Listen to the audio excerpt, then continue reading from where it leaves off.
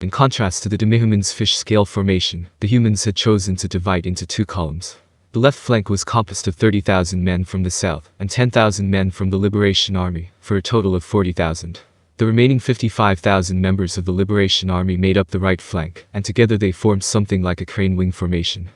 Since the humans wanted to exterminate the Demihumans in this battle, they had chosen to encircle the enemy and slowly draw the noose closed.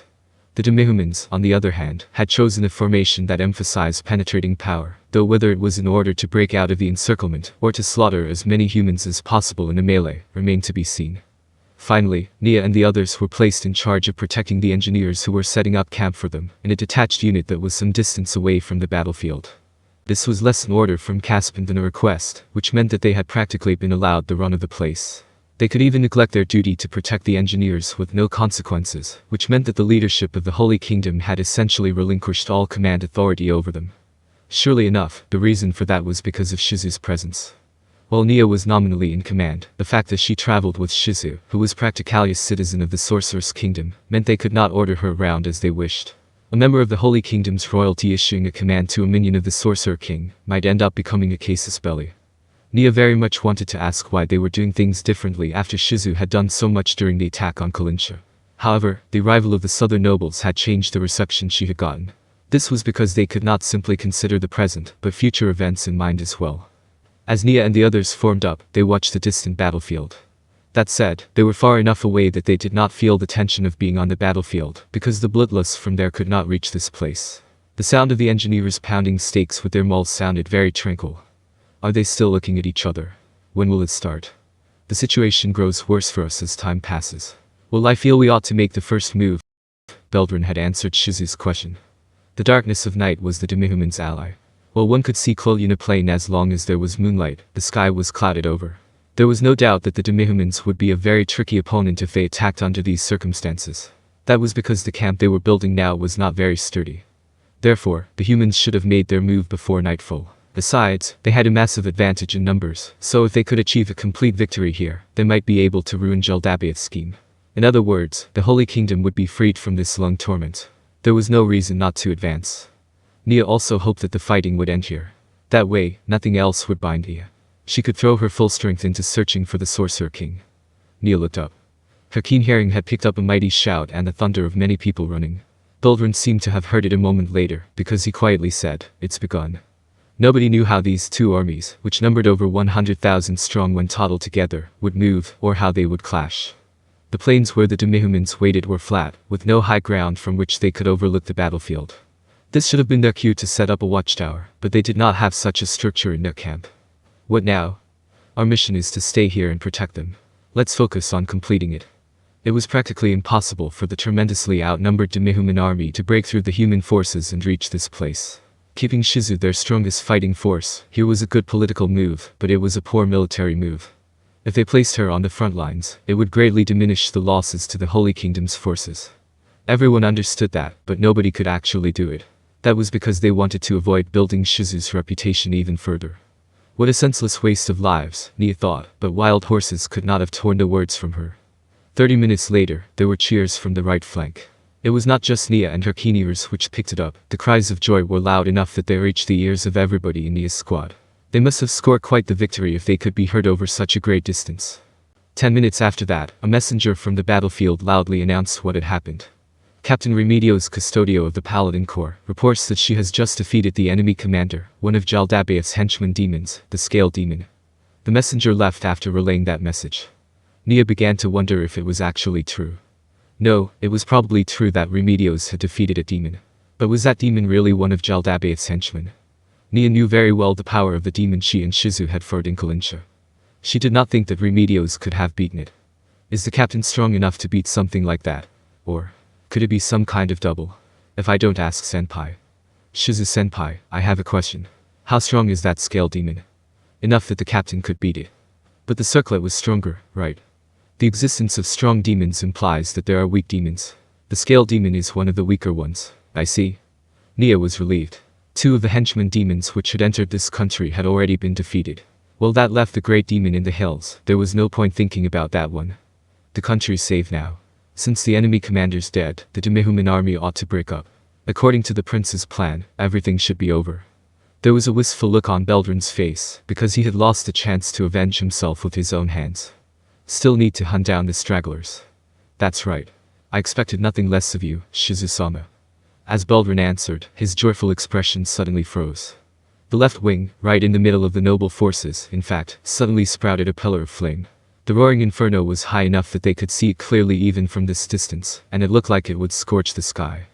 Everyone looked worriedly to Shizu. They could think of only one being which could do such thing. Right after that, Shizu confirmed what they were imagining. Oh no, it's Jaldabaoth.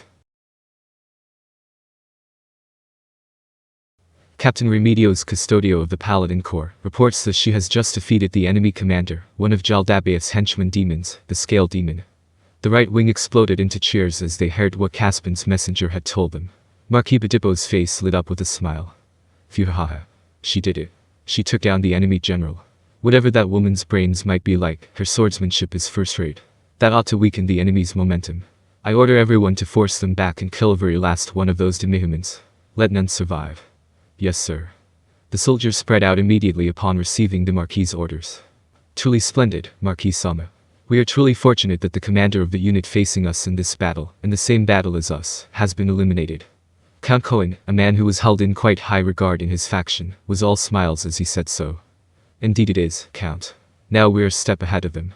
Eliminating the commander of the unit that had skirmished repeatedly with the forces of the Southern Noble Alliance during their long confrontation was a massive coup.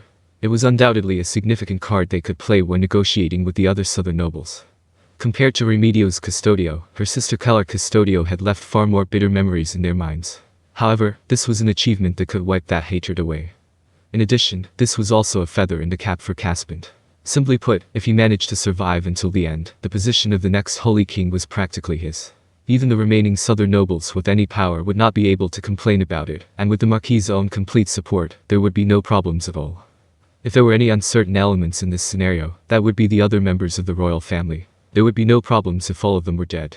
However, he was not yet prepared to stain his hands, so all he could do was pray. The Marquis joyously imagined the future balance of power in noble society. If he wanted his family to become the most influential one in the Holy Kingdom, he could not afford any mistakes in the cleanup operation that would follow this. Everything until now had been perfect. All they had to do was keep on going like this. Count. Do you think we can drive the demihumans to the south? Marquis-sama, why would you do that? The Count looked surprised, and he sounded confused as he asked his question. The Marquis laughed at him in his heart. There was no way the Count could not understand what he was up to. The Marquis would not have favored anyone who was that incompetent. The Count was pretending surprised even though he knew what the Marquis had in mind. He must have been trying to give the impression that he could not fathom what the great and mighty Marquis Dono was planning. It was truly a dull attempt at sucking up to him. The Marquis decided to go with the flow.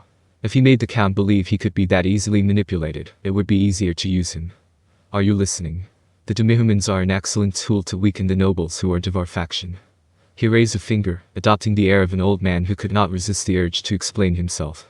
Now that the northern nobles have been weakened, the balance of power between the north and south has been shattered. Things being what they are now, it is unavoidable that the southern nobles will end up having a greater say in matters. However, that would be problematic for the royal family. In other words, this is what the royal family we are helping will face. I expected nothing less of you, Marquis-sama. To think your consideration stretched that far.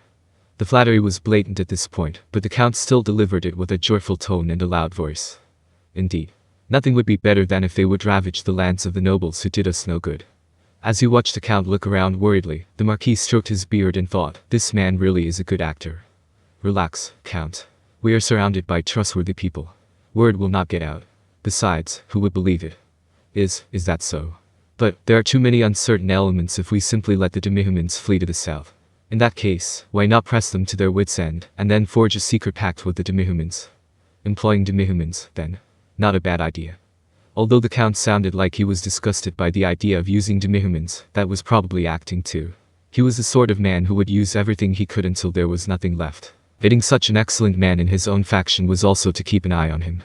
In truth, he had already embedded several people in the Count's family.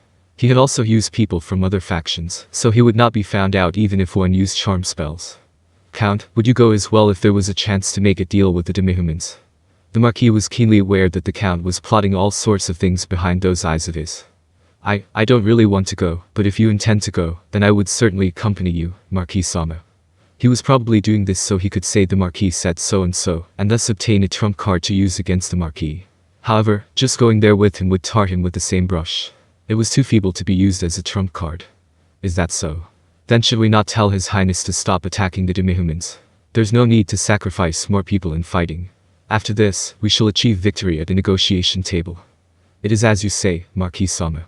However, the other counts seem to be mounting an all-out attack, so we ought to stop them as soon as possible for a better effect. Indeed. While stopping them as they were trying to make a name for themselves would be doing them a disservice, it would be better to keep things as they were when one considered the future. The Marquis was delighted that he would soon be able to influence the future of the Holy Kingdom. Of course, he would never let that show on his face. Contact accounts. The pillar of fire that erupted cut the Marquis off halfway. The Marquis was not completely clueless about magic. He might not be able to use it himself, but knowledge about divine magic was commonplace among the Holy Kingdom's nobility. However, he only knew about spells of up to the 2nd tier, and his knowledge did not extend to spells from other traditions. Even so, he understood that the pillar of flame before his eyes was incredibly powerful magic. What could that be? Magic of the so-called 4th tier? The kind that Keller Custodio and Her Majesty could use? I don't know. What should we do, Marquis Sama? I'm not too sure, but let's just back up a little and move to a safer place.